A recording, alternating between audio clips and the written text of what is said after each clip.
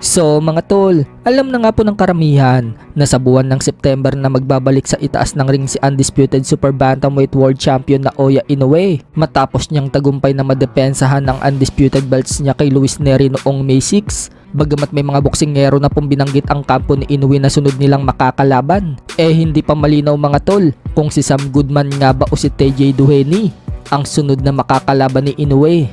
At dahil wala pang napipili ang Team Inoue mga tol, may isang kampiyon din sa super bantamweight division ang naghamon ngayon kay Inoue.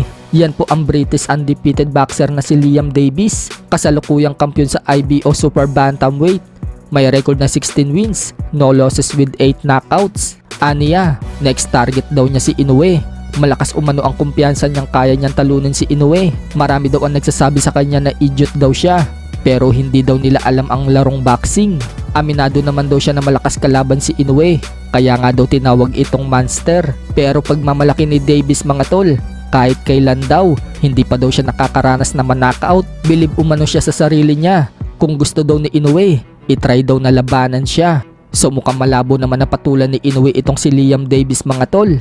Bagamat number 6 contender siya sa IBF ranking at IBO Super Bantamweight World Champion, hindi naman po kinikilala ang IBO bilang major belt. Sa kabilang banda naman mga tol, former World Champion American, pinromote nga po bilang kapitan sa Pakistan Army. 2 taon na nga po mahigit mula na magretiro si American. Huling laban pa niya mula pa dito kay Kell Brook, kung saan natalo siya via technical knockout sa round 6. Pagkatapos nga ng laban na yan mga tol, nagpositibo din si American sa Ostarin, katulad ng kay Ryan Garcia. Kaya pinatawan si American ng 2 taong suspende sa boxing. Pero hindi na nga po hinintay ni American ang 2 taon, nagretiro na lang siya. At ngayon, na-promote na siya bilang kapitan. May rumor naman mga tol na magbabalik daw si American sa ibabaw ng ring, pero sa isang exhibition fight na lang kontra sa YouTuber na si KSI. Sa ibang banda naman mga tol, promoter ng Top Rank na si Bob Arum, pinakita na kaya pa nitong maglakad sa edad na 92 years old.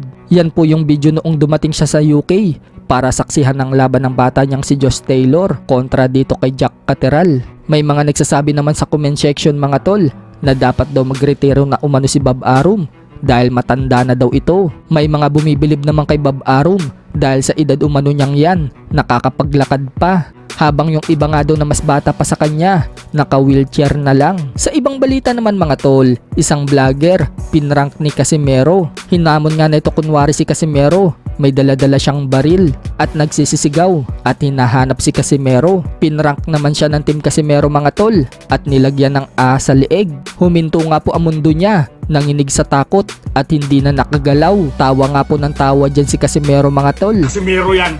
Kala niya siguro totoo ako sa suntok niya! Lumabas ka, Casimero! Lala.